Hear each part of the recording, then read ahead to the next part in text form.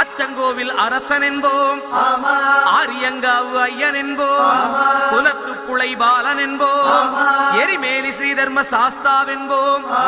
சொரிமுத்து ஐயனார் அப்பன் என்போம், ஜோதிச ரூபன் என்போம்,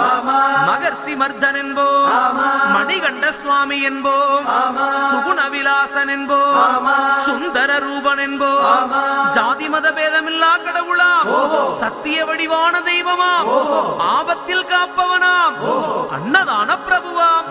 உலகத்தின் முப்பற்ற தெய்வமாம், சோதனைகள் செய்வானாம் ஆனா கைவிட மாட்டானாம். அப்படிப்பட்ட சாமி ரொம்ப சிறுசையா ஆனா சக்தி ரொம்ப